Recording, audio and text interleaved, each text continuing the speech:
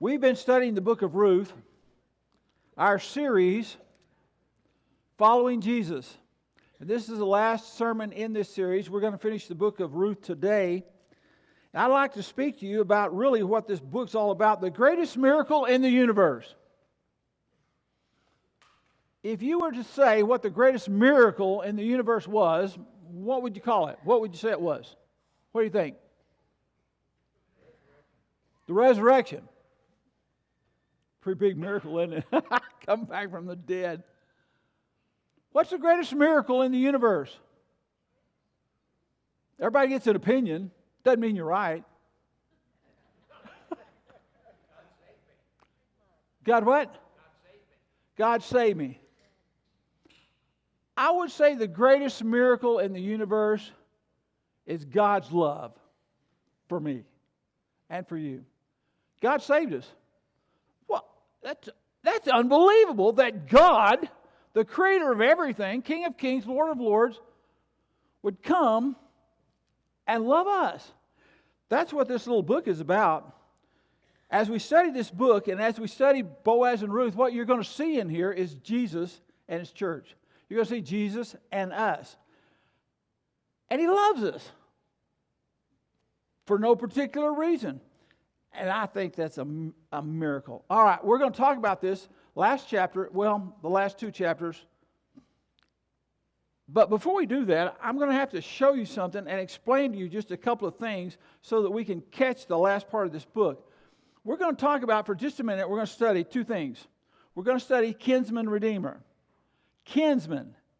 Kin. Are you familiar with kinfolk? Okay, we're going to use the southern term for it, the kinfolk redeemer. Kinsman, kinfolk, redeemer.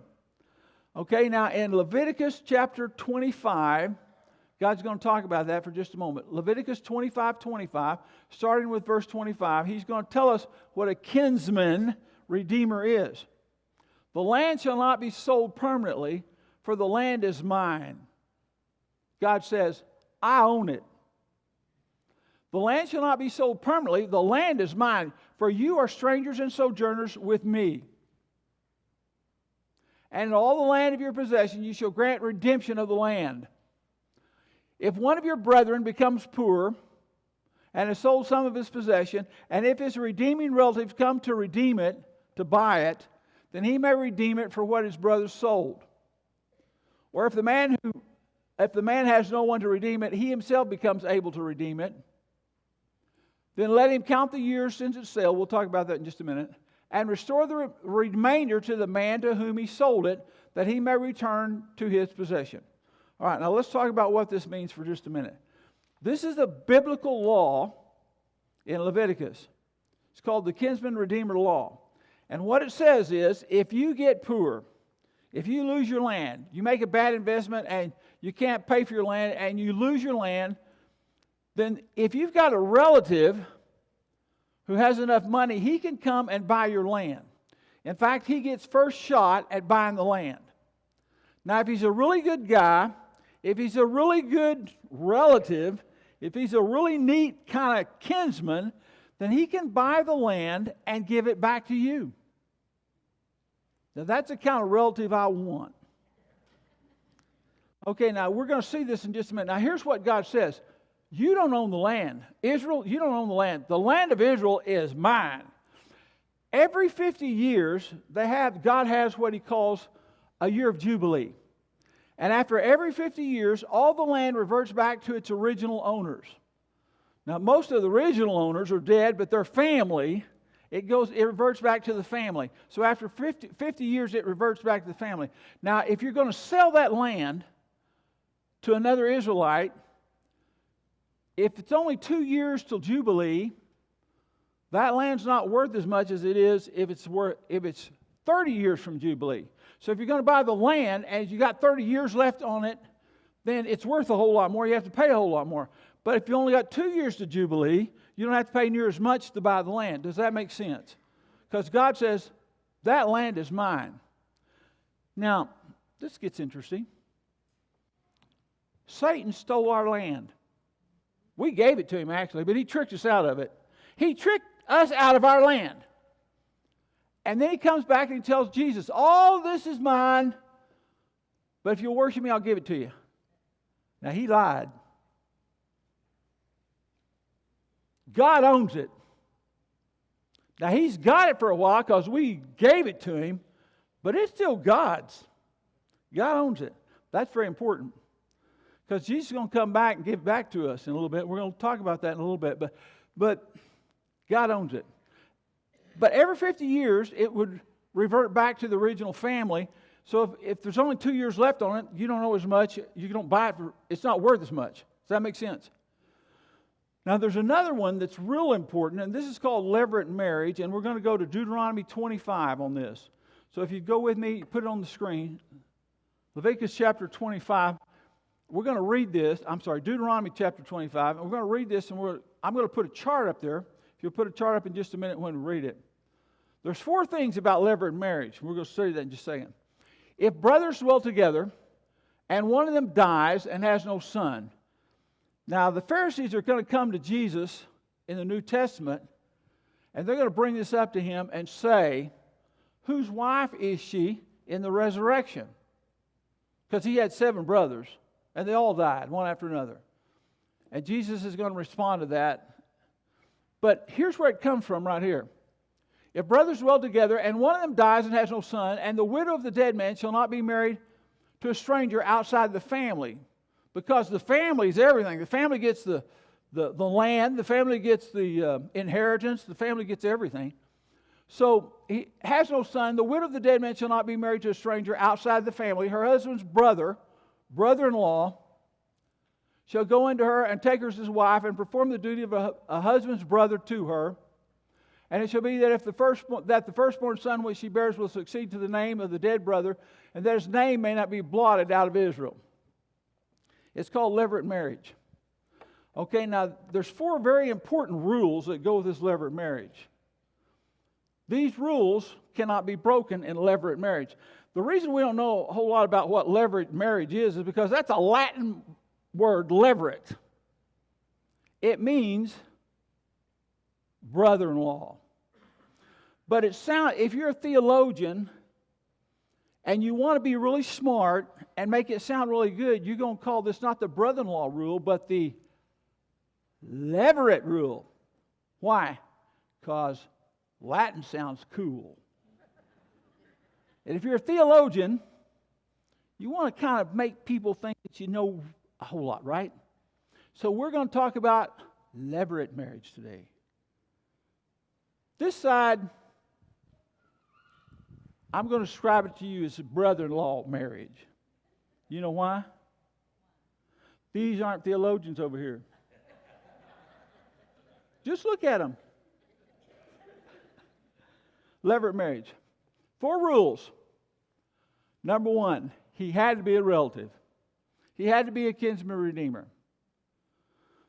Okay, this is Super Bowl Sunday.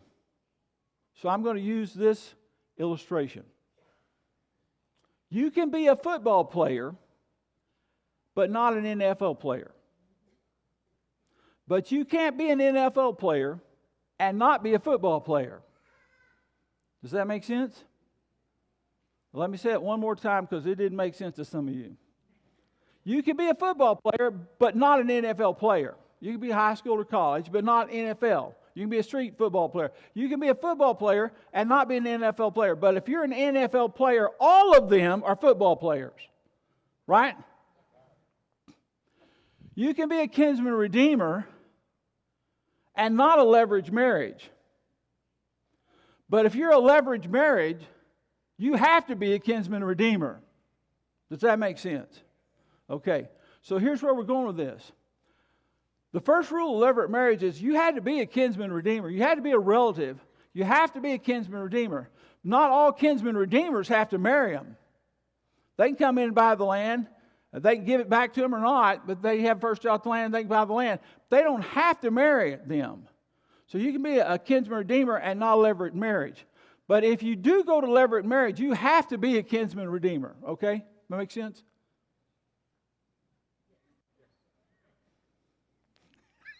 Okay. In my Sunday school class this morning, I was trying to share these rules with them, I said, does that make sense? And they said, yes, no. Got it? Okay. Number 2, if the brother-in-law is going to marry the lady, he's got to be single. He can't already have a wife or two. He's got to be single. In the book of God, one woman, one man at a time, okay? So she can't come along and say, would you marry me? And he say, well, I've already got one, but yeah, you look good. Had to be single. Number 3. Well, skip down to verse 4. Number 4. What's number 4? She has to ask him. She has to ask him. Okay, number 3. He has to agree. Okay, in levirate marriage, she gets to ask the guy. It's Sadie Hawkins biblical. The young people are here saying, what? Who's Sadie Hawkins and how did he get in the Bible? She has to ask and he has to agree to it. Okay, so she can't come to the guy and say, I want you to marry me. And the law says, okay, if she asks, you got to marry. If you don't want her and you don't like her, you don't know. Now, if you say no, the Bible says, the rest of this passage that we've been reading says she can say, give me a shoe. And he has to give you her shoe. And she goes to court. She holds the shoe up. And she said, I asked him, and he wouldn't do it. And she gets to spit in his face. But that's better than marrying the old gal that do that. How would you like to have her? We've got to see about this in just a minute. So if she says, would you marry me? And he says no, then the Bible says he has to take his shoe off and hand it to her, and she spits in his face in a courtroom, and then they leave, and everybody's happy. Sort of. Okay, this is going to happen in the book of Ruth right here. We're going to look at 4 points right quick, and then we're going to do the Lord's Supper. And I'll tell you why in just a minute, but we're going to look at 4 points right quick. Number 1, if they're going to have levirate marriage, if she's going to come and ask this guy, would you marry me? You're going to see and you're going to find out they were best friends. Before they ever had a marriage, they were best friends. You want to be marrying your best friend. Make sure you're best friends. Number 1, best friends. Because if she comes to this guy, she wants to make sure. You know how embarrassing that would be, ladies? To come to this guy and say, hey, would you marry me? And he goes, who, you? So you want to be best friends before you ask him. So let's go to chapter 3 right quick. Well, chapter 2, last verse. Chapter 2, last verse. Verse 23. So she stayed close by the young women of Boaz to glean until the end of the barley harvest. We call that first fruits. The Jews call that first fruits. Jesus was resurrected on the Feast of First Fruits. It was the barley harvest. And she stayed until the barley harvest gleaned and the wheat harvest. And the wheat harvest is called Pentecost. Well, that's going to be 3 months, at least. So she's out in the field with them, with his people and with him. And he shows up every day. She shows up every day. And for 3 months, they're out there working together in the field. Now, you already know how Boaz is handling this. He came to his to his workmen, and he said, hey, guys, this girl's pretty cute. As you're cutting this stuff and pulling it up in your arm like this, I want you to take some of that and just throw it on the ground for her. What? That's going to really cut into the harvest, I know. I want you to take some of that, and as you're going along, I want you guys just throw that on the ground. And then he tells the girls, Lord, as you're tying that stuff up, just leave that stuff over there. Don't bother that. That's hers. And then when they come to eat every day, it says that Boaz served her. He served her. He served her first. That's good. Everybody knows there's something going on here. So over a period of 3 months, they become really, really good friends. They come every day. Boaz comes every day to the harvest, every day to the gleaning, every day to the field, because he wants to see Ruth. and they eat lunch together every day for 3 months. They have become best friends. Chapter 3, verse 1. Then Naomi, her mother-in-law, said to her, "My daughter, shall I not seek security for you, that it may be well with you?" The word well means joyful, sweet, happy. That you may be happy, that you may be joyful. This is going to be a really sweet, cool time. This is what I want you to do. Verse 2, now Boaz, whose young women you were with, is he not our kinsman? Is he not our relative? In fact, he's winnowing barley tonight at the threshing floor. So the harvest has been done. Now they're going to thresh it out. This is where all the money's made. Therefore, wash yourself, go take a shower, anoint yourself, put on your best perfume, and then put on your best dress. Go get your best dress out of the closet. Well, Ruth didn't have a best dress until she got here. Because they didn't have any money. They didn't even have enough money to eat. They didn't have enough money to buy food. They weren't going to be talking about any kind of best dress. They didn't have money to eat.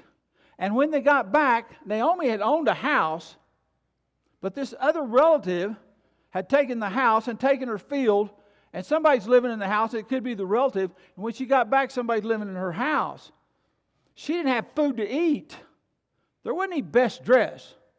But now, after 3 months, Ruth has made enough money. She's bought several dresses, and she's got a best dress. Not just a dress, but a best dress. She said, I want you to take your best dress, and I want you to put it on, verse 3, and go down to the party. Read it with me in verse 3. Go down to the threshing floor. They're having a party tonight. Don't make yourself known unto Boaz until he's finished eating and drinking. Now, everybody knows her when she gets there. And she gets to the party, and they go, "Ooh, look at you, girl." She stays away from Boaz, just like she was told. And it shall be when he lies down that you shall notice the place where he lies down, and you shall go in and uncover his feet, lie down, and I'll tell you he will tell you what to do next. Well, now that's kind of weird. Go lie down next to him and just uncover his feet. Okay. So she said to her, all that you say to me, I'll do it. You sure? Do it. So she went down to the threshing floor, to the party, and did according to all their mother-in-law had instructed her. And man, they're having a great time because this is where the money's made. And if you've got a really, really great harvest, you're going to have a lot of grain piled up right there. And when when they go there, the grain is just all piled up there. Now, all the workers and the owner would lie around the grain heap to protect it that night. It looked like a wheel with spokes all the way around. And they're all laying around there. And it's been a party, and now everybody's tired. They really had a great party.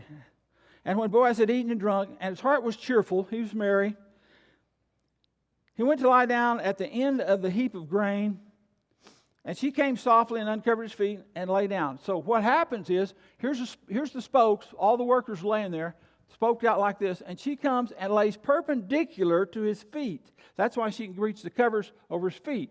She lies perpendicular to his feet, and she uncovers his feet. Now they're going to lay there all night. It happened at midnight. The man was startled because he got cold feet.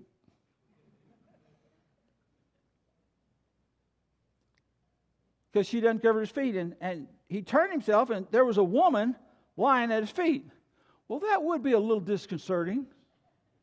He looks down there, and she smiles. Hi.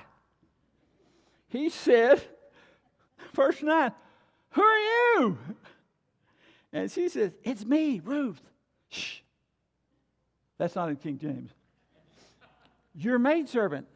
Would you marry me? Take your maidservant under your wing, for you're a kinsman redeemer. You're a Gael. Would you marry me? He knew exactly what's going on here. Ladies, would you have asked him that if you didn't think he was going to? Do you know how embarrassing that would be? He said, yeah, I'll do it. He says, verse 10, blessed are you of the Lord, my daughter, for you have shown more kindness at the end than at the beginning, in that you did not go after young men, whether they're rich or poor. You asked me. I'm excited. Yeah, I'll marry you. Yes, yes, yes. Verse 11, and now my daughter. I'd like to change that into English. That's literally the Hebrew, now my daughter. But I'd like to change it into Texas talk. Now my darling. Now my darling. Just write it out there because that's legitimate. And now my darling, do not fear. I will do for you all that you requested. Yes, we're engaged, baby. Right here, right now, we're engaged. Yes, we're engaged. We're betrothed right now. For all the people of my town know that you're a virtuous woman. Now, it is true that there is a close relative, however, it's true that I'm a close relative, however, there is a relative that's closer than I am. So, he may want to marry you. Does that sound right to you? Now, I'm really in love with you, but there's a closer relative and he may want to marry you. So we're going to have to wait. Does that sound right to you? Do you think Boaz really said that? We're going to have to wait and see if he wants you first? No. He didn't say that. They're already engaged. Would you marry me? Yes, that's betrothal. Would you marry me? Yes, that's engagement. Remember, kinsman redeemer and levirate marriage are two separate things. Kinsman redeemer has to do with the land. Levirate marriage has to do with the girl. Now he didn't tell her it's okay if he wants to marry you, because it wasn't. He's going to marry her. Levirate marriage, that's settled. But he said, listen, there's a guy that could buy your land. So I want you to do everything I tell you to do and do it very carefully. This is a businessman talking. All right, he says this. Verse 13. Stay this night, and in the morning it shall be that if he will perform the duty of a close relative for you, good, that's good. If he's going to marry you, that's fine. If he's going to buy your land, okay. But if he does not want to perform the duty to you, then I will perform it. I'll buy your land. As the Lord lives, I promise you, I'm going to get it back for you. Now lie down right here until morning. So she lay there all night until morning, and when she arose, before one could recognize another, he said to her, don't let it be known that the woman came down to the threshing floor tonight, because he's got a plan. Okay, go to chapter 4. We're going to finish this today. Now Boaz went up to the gate. They're going to have court, but this is the way they had court. They go sit at the gate and they call the elders as they come by who they wanted on the jury. And Boaz went up to the gate and sat down there, and behold, the close relative whom Boaz had spoken came by, and Boaz said, "Ho, come sit down. We need to talk." So he came and sat down, and then he took 10 men of the elders of the city and he said, "Hey, come sit down right here." Everybody knew something's up. Boaz. He said to the close relative, Naomi, who's come back from the country of Moab, she's going to sell a piece of land which belongs to our brother Elimelech. The one you've been using, the one you've been farming for several years now, the house you've been living in, that's Naomi's, and we're going to be selling it. He looked around, everybody's looking at him because he's a creep. They've been starving to death, and he's farming her land and didn't give her a dime. Didn't even bring over supper. He's a creep. And everybody knows it. And Boaz said, "We're going to sell that land today. Do you want it?" And he goes, "Yeah, I'll buy it. Yeah, I want it." Boaz said, "Okay, good, that's fine. You can buy it if you want to." Verse 4, I thought to inform you that, telling you buy it back in the presence of these inhabitants, the elders of the city. And if you'll redeem it. And if you don't want it, let us know, I'll buy it. And he said in verse 5, "I want it. I'll buy it."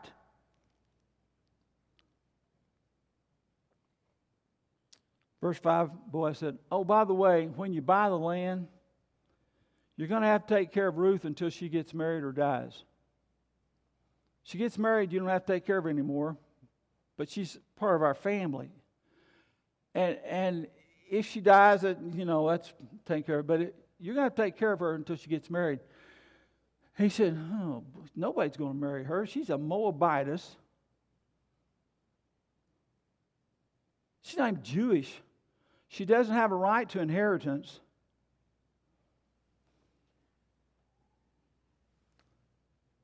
No, I'm not going to take care of her. You buy the land, Boaz. I don't want that responsibility. Now, Boaz is pulling off a fast one right here, a business venture. He's told everybody there, don't tell anybody that me and Ruth got something going on. Just leave it alone. He said, okay, Boaz, I don't want the land. You buy the land. Boaz said, okay, I'll buy it. Everybody here recognize that? Everybody said, yes. Okay, now the way they did this, he'd take his shoe off and hand it to Boaz. And he says, I'm letting you be the closer relative. You've got the rights. And what he said was, she could still come back and ask him to marry her. But when he took his shoe off and handed it to Boaz, that right moved to Boaz and not him. So she could never come back and say, I asked him to marry me and he wouldn't do it in his face. Because he'd already taken his shoe off and given it to Boaz, so she couldn't have that shoe anymore. So what he did was transfer all the rights that he had over to Boaz when he handed him the shoe. Boaz takes the shoe and he said, okay, everybody, I'm going to buy the land. Everybody said, yeah, that's fine. And he goes, oh, by the way. So point number one, best friends. Point number two, she says, be mine. Out there at the harvest, would you be mine? Would you marry me? Would you be mine? Point number two. This is going to be kind of important. She asked him, would you be mine? Point number three, Boaz said, I'll buy the land back for you. I'll buy the land back. I'm going to get the land for you. You just be quiet.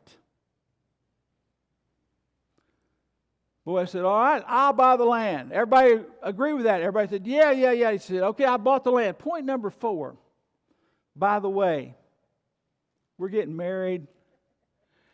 And the other guy went, oh, man, he tricked me. I'm going to marry her. You have to take care of her till she gets married tomorrow. And everybody sitting there went, that was so good. Because he's a creep. They all knew it. And he'd stolen their land, and they all knew it. And they're sitting around, and they're going at court, and they're going, that was so funny. He got him. He got the land, he got the girl, he got it all. Listen to what they said. Verse 11, and all the people who were at the gate and the elders said, we are witnesses. Lord, make the woman who's coming to your house blessed beyond Rachel and Leah. And may you be a father famous in Bethlehem. And they all were so excited for her and for him. He got him. And then Boaz stood up in the middle of the court and he said, I buy the land from Naomi. And he gave her the money. And then he said, and now I give the land to her. I'm giving her house back. I'm giving her land back. She's got all the money.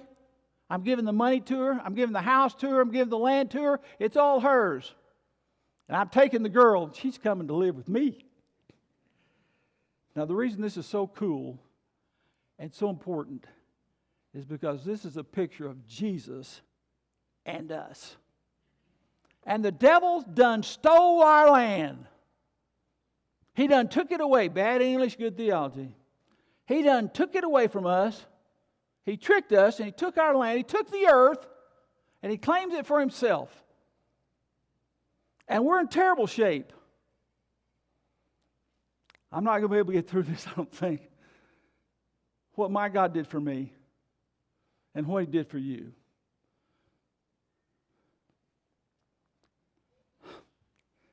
I'm going to get this done. We were in horrible shape. We were lost. We were dying. Nobody cared. We were Moabites. We had a horrible reputation. And here comes Jesus, and He comes down to earth. He's God. He's our God. He created us. He came down to earth and became a man. That's what made Him kin. That's when He becomes kin. And then He died on a cross for us to save us, and that's when He became the Redeemer. And He is now our kinsman Redeemer. And then He comes to us and takes care of us. He takes wonderful care of us.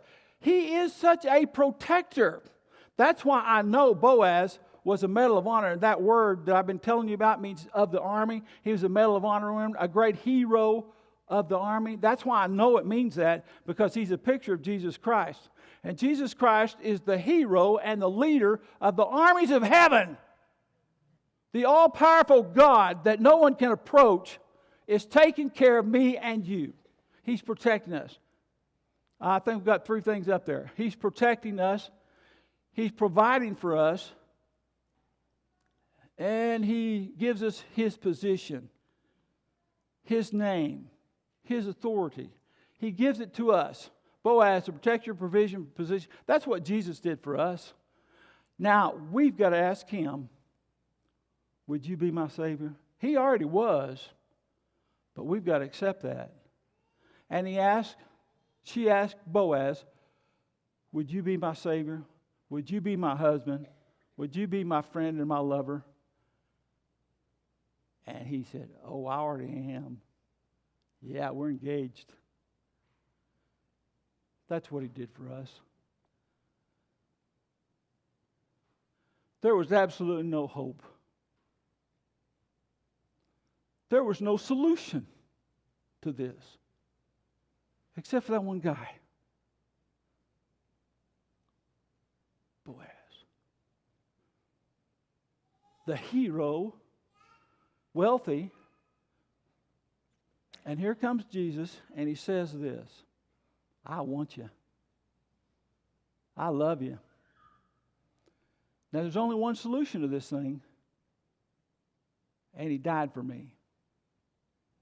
That was the only solution in the universe. He died for us. And since He's God, He resurrected for us. And now we get to go live with Him after He gives us the earth back for all eternity in His house. That's why Ruth is so important in this book. That's why God put this in this little book, is because we have a kinsman redeemer, and His name is Jesus, and He wants us. I want Him. Now we're going to take the Lord's Supper, so deacons, would you come this way, please? I want to do the Lord's Supper today because the Lord's Supper is really what, in the Bible, theologically, the Lord's Supper is our engagement party. This is when the dad and the bride get together, and the groom and his dad get together, and they sign a contract, a covenant together, and say they're going to get married. And then they drank a glass of, in Jewish law, they would drink a glass of wine together, and then they were betrothed. Now, betrothed was a little bit more than engagement. You had to get out of it, you had to have a divorce. So they were betrothed, and they're just waiting until the day. This Last Supper is a picture of the betrothal of Jesus Christ to His church. We are engaged to Him, we're betrothed to Him, and we're waiting for Him to come back. We're waiting for the day, but He's mine and I'm His. And that's what this is a picture of. So I want to do the Lord's Supper today, just so, and we're using those little, not the regular cups we've got, but we're using those little prepackaged things, so it'll be a little bit faster because I know it'll take time.